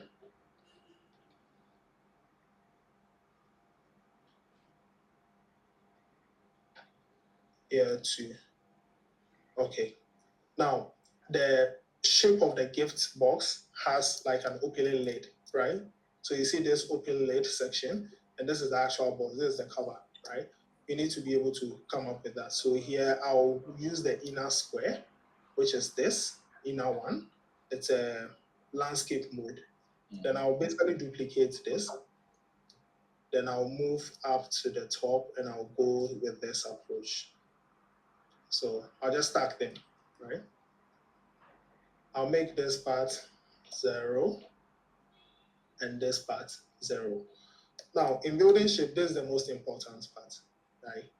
Now, when I do 1 or 2 pixels, this is what you get. Do you get it? So, Frankie, I'll come to your question soon. I'll try and answer your question soon with this. So let's say I don't want to add anything. That's fine, right? I want to keep it this way. Maybe here 1 pixel instead of 2, and do here as well 1. Shift, hold shift to select both, and I'll do 1, right? I'll do the inner rounded. Okay, so the Adobe bought Untitled. You realize that they have a master component, right? This is what we give to you as the master component, right? And when I duplicate this, the main icon, what they do is they use the shape builder tool, right? And I don't know what it's called, but union selection shape builder tool. That's what I call it because of the reference from Illustrator. Now, here I use a flattened section, right? So I end up flattening it. All the layers become 1, right? So it's not easily manipulated. Now, to Frankie's question, if I have a border radius, a stroke of 2 pixels, and I do Command E, okay, I can come and set here 0 because I flattened it, it wouldn't affect it. The radius 0, it wouldn't affect it. So when I say I want to do inside, this is how your shape will look like. Your icon will look like. Do you get it? Even if I do a 1 pixel, this is how it will look like. Because of the way the shapes are, the shapes need to intersect, right? So when you use center, and you realize most icons actually use center, so that no matter how much you scale it, it will scale proportionally. If I use outside too, this is the effect of outside, right? Center is the best approach. Not always, but most of the time, the best approach to go with shapes, right? I can go with, let's say, 1.6 pixels. That's what I prefer. Go with this. Then I can turn off the layer, hide the grid, and I come and hide this layer. Basically, I have my icon. And one thing I pay attention to, you realize that when I was doing it, I wasn't really paying attention to how far it is from the radius and all that, the frame. If you see here, you realize that it's almost proportional, 2 pixels, 2 pixels, 3 pixels, right? Majority of the time, when you're using a 24 pixel frame, this will be the ideal, right? And there are a lot of, if you start designing shapes, you understand some of them. Some of them I can't really explain it unless you do it yourself, right? So here, for instance, the height, I'll do 2.5, y-axis 2.5. So that I just have everything centered proportionally, right? I can then use this as my icon. I can have it 40 pixels. This is how it will look like. Even if it's 10 pixels, this is how it will look like, right? The only thing is a smaller size and you need to reduce the stroke. And it will work perfectly well. But if I use the other approach, it wouldn't work, right? So this is how basically I went out with my icon journey, right? And in this approach, I can say, okay, let me design a different variant, right? Maybe without this. Then I can come in here and come and delete. Oh, I just want a one-sided box, right? I can come and design this. I want to put a stroke. have like a stem or something like that. So I can come and have a pen tool, put this in the center and say, okay, this will come somewhere here, right? Whatever you want to do, right? Then you come up with your own unique shape, right? So it's not bad copying from people or using other um, um, icons, services as reference. It just gives you an understanding on how to go about and what are some of the things you learn. At the end of the day, it's practice, practice, practice. This one, I've even removed a lot, to be honest. I just was designing this icon. This was 3 different open source QR code. Then I just was coming up with my own. I think the final one is somewhere here. Let me see. QR. There's the final one I came up with, right? Signature, for instance, I'm sure you guys saw in the community. Some of them I end up sketching them. So signature sign. Yeah. This I ended up sketching them, right? Then I'll use the shape builder, the pen tool, to basically trace on it and basically come up with what the desired icon I want.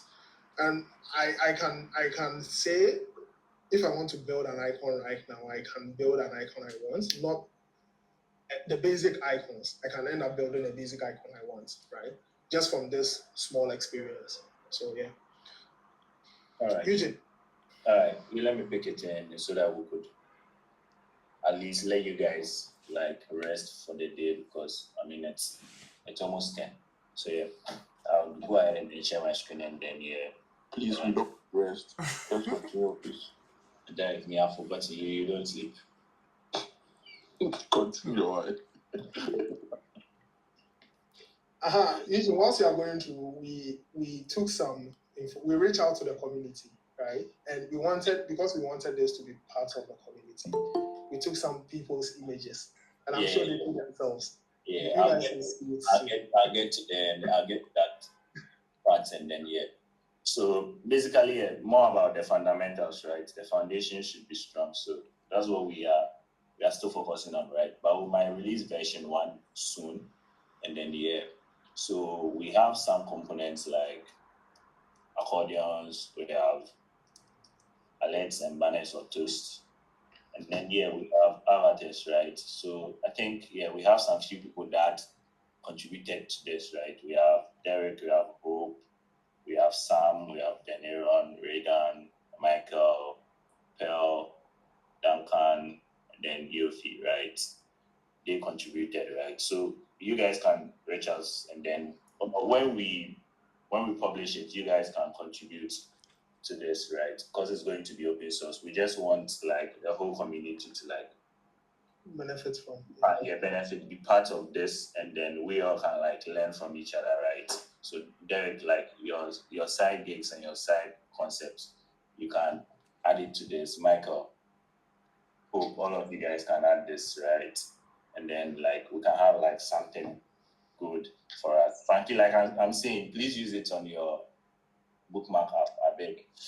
Basically, yeah. How much will you pay? It's all about money. Because money rules the world. So Right now, we don't have cash. Anyway, so yeah, badges, buttons, and yeah, I would demonstrate one quick thing, right, based on what we have with variables, right? Let me bring one of the templates so that from the experiments you can use that. I can use that, yeah, exactly. Let me use that to like demonstrate that. But in the meantime, yeah, so if you guys could see my screen, right, since we'll set these variable modes, right, Emma, you can paste it. Okay, good. Yeah. You can select all and just switch the mode so that you see how it works. Okay, so good. You let me use this, right? Since we are using modes, we let the theme, right? So we have theming where we can adjust it and then we'll turn it into. I think this doesn't work. Hold on. Oh, the default is 4, so that's why it doesn't change. Yeah. So yeah. So we have We have a various like variable sets. So you could see theming, color, spacing, and then typography, right? So you let me start with theming, where I select I can select sharp, right? It keeps on changing, and I can select slightly rounded, right? So this is what we've done.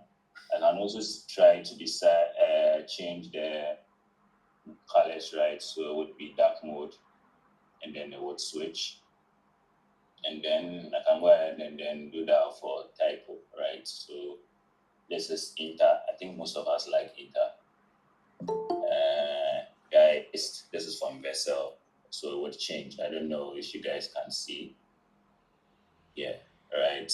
And then so it keeps on changing, and this is what we've done so far, right? So people can have like a different sources of like typos, and then different vibes or different design languages towards like their particular products, right?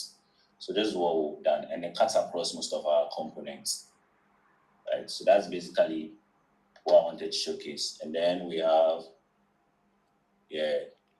button groups. I think we've done breadcrumbs so far. We have nothing on callouts. We have nothing on calendars. We are still exploring on cards. And we have like a comprehensive like designs for I think charts right here. We do have this. And then for checkboxes, content dividers. So Eugene, the chart, let me just give some. So for charts, when Untitled released, it's Untitled, Chassis and released charts, just wanted to experiment. We wanted to experiment on how charts would work, right? Test out certain things with our design system. We didn't even think about even putting it in the first place. We came up with it. It's fully responsive and all that, right? It works in different modes, mobile, tablets, and all that, right? And once we finished testing, we were like, this is actually very good enough to like have it in our system, right? And everything works like very well. There are certain things that might not entirely work well, but we are still fine tuning them.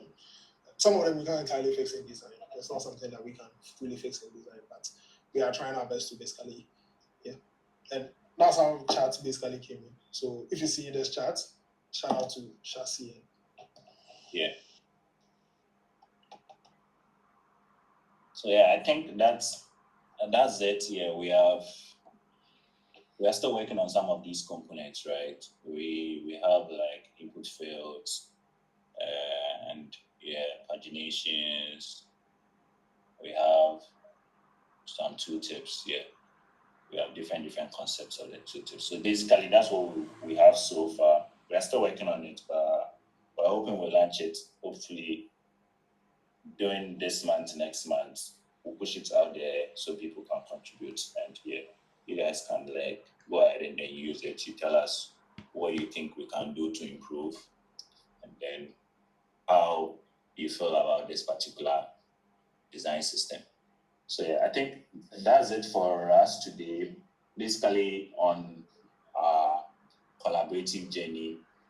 I think Marlon and I like became that close when we all joined Uptel. I think we joined the same month or so, So we became that close and we started working. Yeah. So that's basically it. Any question, any feedback? I think we need a lot of feedback, right? A lot of things we could improve on because you basically saw us presenting what we have so far. So you guys could give us feedback. You can reach us to us, like you reach out, I think on social media. Basically, I'm not really active on Twitter, so you can text me on Twitter. I might see it the following day, but if I see it, I might respond. I need those feedback, right, so that we can help improve our design system. Thank you guys for joining, right? Mike, thank you. I think if they have any questions, maybe they can. I have a question. Do you guys ever link up and not talk design? Yeah. Oh yeah. Yeah. Sometimes a little bit political, sometimes about life, sometimes mostly about life. Okay, by design I mean like nothing career related. Yes. Yeah. Okay. Variables. I think maybe I'll reach out to Michael. Variables, there's actually a lot to learn in variables. Exactly. Certain aspects of the variables, Eugene is better than me. Me, I'm just very good at setting up the project, making sure that Charlie, the components, when you switch modes, it works perfect. When you change typography, it works. Looking at the different use cases, right? Looking at those picture. When it comes to like variables for interactions, Eugene is quite good. So maybe I'll let Michael maybe speak on that. Maybe if we can have a If Michael will invite us again, yeah, we can have a Michael. session specifically variables. We can create a whole project, start like some basic variables and set up and apply them and see how that would work. But I would say if you've gotten to the point where you've learned a lot from design and you started working on like some basic systems and things, right? Or huge projects, I will highly recommend you look into variables. It will save you a ton of time, right? Yeah. Right. Hi, George. Hi, yeah, George. So I wanted to ask, so does the design system stay on Figma like after everything? Does it stay on Figma, or would there be maybe some kind of a repo, or maybe something like Bootstrap, something like the Bootstrap docs, where devs can go and pick it up and implement it in their code? People use Bootstrap. That's a good question. But for me, I'm not saying I hate Bootstrap. I don't like Bootstrap, right? But yeah, I wasn't not a fan, but we are using tooling, and then a little bit deep into development we'll be using like table repo to like create like a component library, right? And yeah, so that's basically like the goal towards this project, right? So we'll have like a component library, people, something similar to Chassis, but more like you can configure it based on your style, your tone, right? Yeah. So at some point your designer might not even need the design system, or you, the developer, might not need a design system, or you can just go straight ahead using that component, like, and that's where we are trying to get to. So basically, that's the goal. Yeah. So as Eugene mentioned, the goal is not just to stop at design.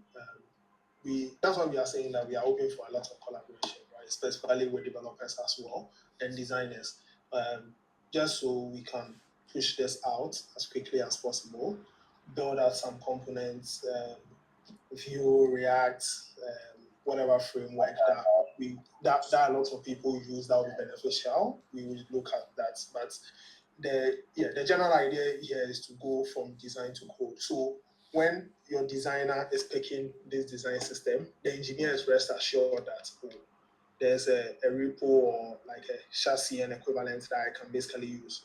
I'm just doing some small configs, then basically that the designer does like drag and drop, change a few things, make the theming his, right?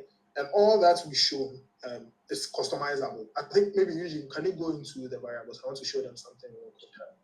Jeff, today we've not heard from you. We are just seeing you fanfully as giving us fans there. Jeff. You dropped off. Go to the components. Expand this thing. Yeah. Theme. Yeah, theme. Yeah, theme, right here. Yeah. Yes. So for theming, for instance, this is something that we've done so far, right? So every component, we are trying to see if we can build that with the component. That's the reason being how customizable we want that to work, right? So every component will come with a certain theme. You can come here when you get to this design system and just come and change up whichever one works for you. You can change the names, whatever works for you, change the colors, everything, and just make it yours, right? Steal it. Yeah. I'll be happy if you steal it, because I know someone is stealing it. If you want to push it back, you push it back. We also copy those instances. We release another version, and then we keep updating it. So that's basically what we want to do, right? And then you can send your pictures to, right? So we have like, we'll be creating like personas, and then we'll add a lot of images in our design system, so we'll contribute to that. If you want to reach out to us, as Eugene said, he is more active on IG than not IG, Twitter. But because I'm not really active on my Yeah. phone, but You can reach out to Michael as well, if in case you can't get any of us. Me, I'm always on Twitter, so if anything, just hit me up on Twitter.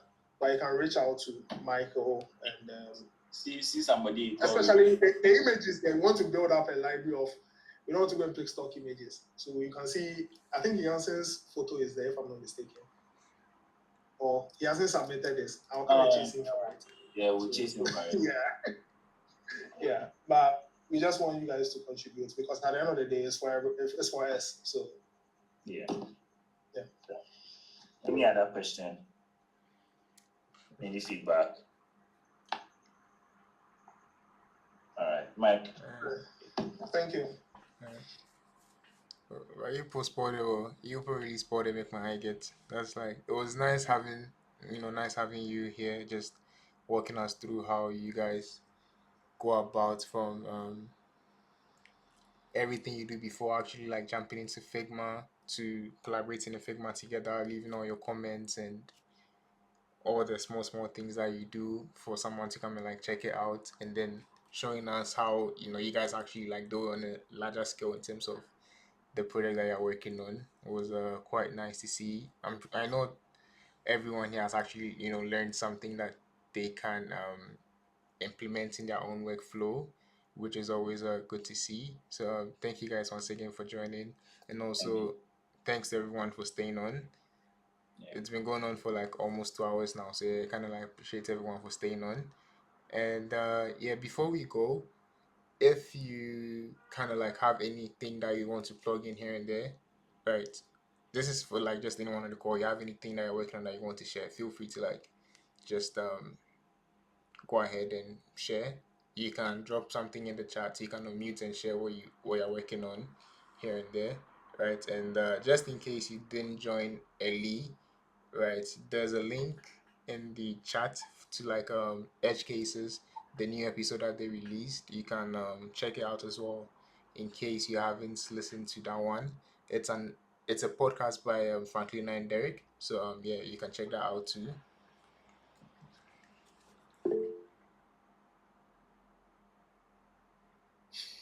So where's the yeah and there? I don't even know. So yeah, like if you have anything, you want to maybe connect to someone, drop your social here and there too. I see him again, Charlie. Yeah, feel free. Drop it in the chat, When are you inviting us back? Oh, don't worry, you come back again. You come back. It's up to you guys when you do have the time. If you have the time, you can do it again tomorrow, next week, whatever. I did for you. Once you have the time there, because from what Hakim was saying, it'll actually be nice to see you guys jump into like a project where you start from a basic element and then turn it into a variable and an entire system, so that we also see exactly what's going on. All right, so yeah, so if no one has anything else to share, okay, yeah, Winston, what's up? Hey man, right. Sorry for the late interruption there. Just want to ask a quick one. It was brought up during the talk about like design frameworks, and I wondered if you guys have any specific design frameworks that we can take a look at. Let's say you're a beginner and you don't really know what those things are. If there are already industry standards that we can go look up. Yeah, pretty much that. I think honestly, me I'll say inshallah and vibes we they take around these things. I mean, there are a lot of frameworks, right? But mostly, for me, I'll be honest with you, it's inshallah and vibes because I think what works outside might not work in this our country, right? We have different mindsets, and then I would say most of us are like we think differently. We might not think the way these white people think. So for me, I don't straight ahead recommend this is the framework we get to use or anything. It's inshallah and vibes, right? That's how I call it, inshallah and vibes, and then yeah, we get to move, and then it becomes iterative. We keep on testing. until it works. I wanted to ask a follow-up question, Winston, on your question. What do you mean by frameworks? What do you see? What do you mean by frameworks? So I think this was a bit earlier when you were talking about Eugene was going into his quote-unquote process, and he was going like, sometimes I might do a sketch, or sometimes I might jump directly into the Figma file. These are the things I might set up, or things like that. So in terms of like, I guess when building the project in a certain sense, perhaps there are certain practices or standards that you would follow. That's pretty much where my line of thought was going through. But I do get Eugene's response to that, inshallah, and vibes. So I would, just to add to Eugene's point, I would say there's no frameworks are just there to guide you, right? If you truly sit down and probably have a mentor, right? One thing I recommend, if you're a junior designer, have a mentor. Me, I didn't get the opportunity to even have someone to talk to. It's just recently that I reached out to people, and so. But when it comes to frameworks, the frameworks are just guides, right? They are not there for you truly say I'm following this or I'm following that, right? Follow this step, follow this step, follow that step. When you look at the Google has a design sprint framework, for instance, right? That design sprint framework, if you look at it, for instance, is just to guide you that, okay, if you're trying to solve a problem based on your constraints, right?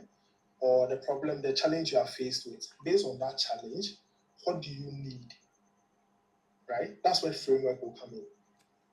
Do you get my point? So it's sort of like, oh, I'm trying to do this, I'm trying to do that, right? Maybe at that point in time, I don't need wireframes. So there's no point in doing wireframes. So I don't need to prototype, or I don't need to do sketches, right? What do you need? It might be just as simple as having conversation with people to understand people. That's research, right? Talking to a group of people and seeing or giving them a product to test how that will work. Focus group, right? Doing an interview.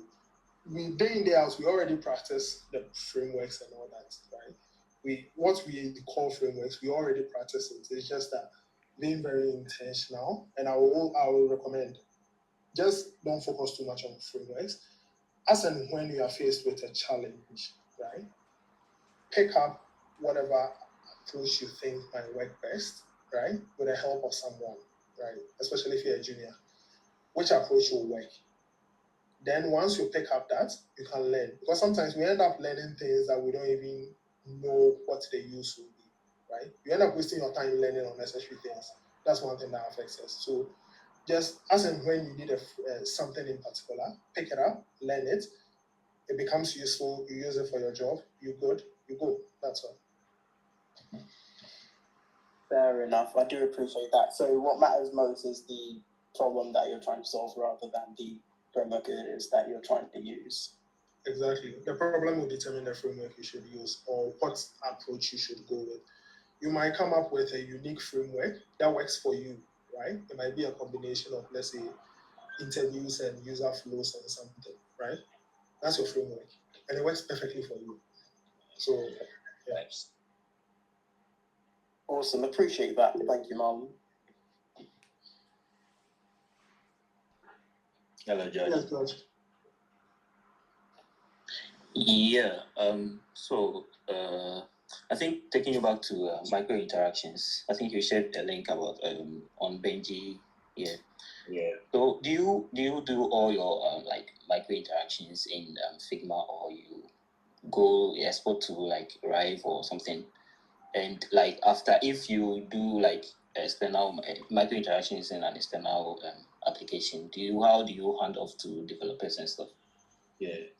I'll pick Marlon, I'll answer this and you also answer your some projects, right? I'll either like do it on my own, right? Sometimes I would like to build it out. So I like sometimes Figma and then Figma a lot. I like using Figma Motion a lot, right? I think because there I can really experiment and then write the codes easily for what I want to, like what I have done, right? And then I've tried Rive too. which is it's a very it's a good tool. Yeah. So in terms of that, I do that, and then mostly I haven't. Okay, I've gotten the opportunity to work with, I would say, good developers, right? That implement those interactions perfectly.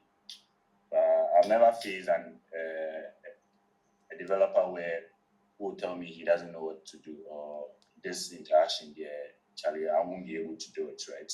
And then sometimes too, I would do it and then I'll build it out myself. So that's why I said either I would use Figma Motion or I'll try a little bit 3JS, right? And then do these interactions. But mostly, yeah, it's through Figma. And then, yeah, Rive or do a little bit animations with Lottie files. And then, yeah, so, yeah, that's for me. Okay.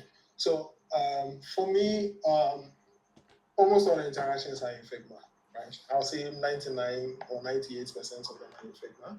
There are scenarios where I do Lottie, not the new Lottie labs, like the traditional Lottie, right? And I will say at the end of the day, it's the fundamentals, right? If you are going to do animation, me, I was fortunate to work with After Effects for a very long time.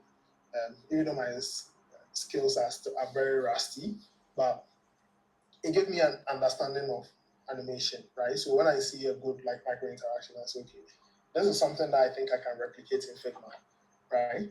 And in doing that, okay, what do I need to do that, right? What are the constraints? So my brain just started thinking about that, and I do that. Then I export it like as a GIF through the Lottie plugin in Figma, right? Or yeah, most of the time, or an MP4. So either an image, a video, or this thing. But almost all my interactions, all the interactions recently are this thing. All the other frameworks and all that, they are fine. Again, I will say don't focus yourself too much on like frameworks and tools and all those things, right? Figma came. I've downloaded Figma on my PC. I only used it once. I haven't used it again, right? Not because maybe um, um, I can't go and do something in Figma, right? I just think you should, if you want to target something, right, make sure you go very deep in that. Trying too many tools wouldn't also land you a very good, like, if you're looking for a job, for instance, it wouldn't land you a very good job, right? Understanding the fundamentals. When someone comes to give me Figma motion or Figma or Webflow, I can say, well, I can do Webflow, but I don't know, right? It's just that I have the foundation and I can just jump into anything. So the basics are all important. Wherever you find yourself, and you can try and do something like as you say, the small micro interactions in Figma. Charlie, just kill it there. Don't stress yourself with other tools and fancy tools and all that. Those tools there, they will go and come. You've seen so many tools, some of them are dead. But at the end of the day, if you have the fundamentals and the core skills, whatever tool will be the latest, you can easily move to that tool. You don't need to stress about it. Yeah, thank you. So I think Eugene earlier you said at some point like when you're working on a project you try to strike a balance between going the extreme and also like doing simple works for the devs to implement. And like I think right now you're also saying you've worked with devs that can implement good animations and stuff.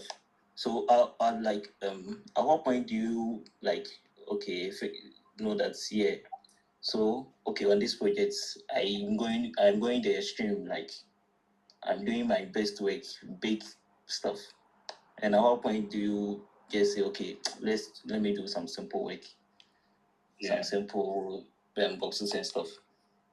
Yeah, so let me put it this way, for side or freelance gigs, right, or side projects, then I can go on. I think they have become a little bit emotionally like attached, right? And it also depends on the person I'm working for, I'm doing this particular project for. So I become like a little bit attached. There I can go out, especially when the developer would be collaborating or I'll be building it myself. Like I can go out to that extreme.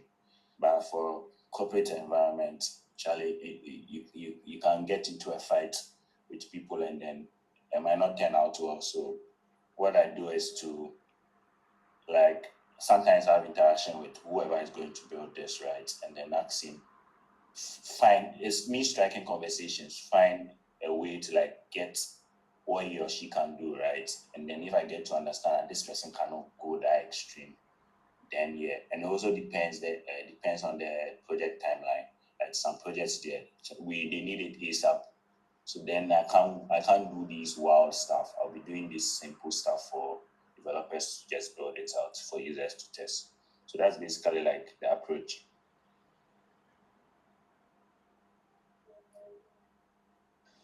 Okay, yeah, I understand. Thanks. All right, thank you too.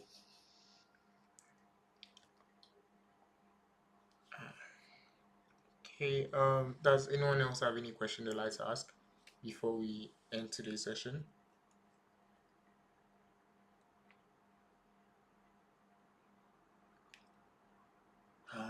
Okay. So thank you for joining, and hopefully stay tuned for the next one, somewhere next month.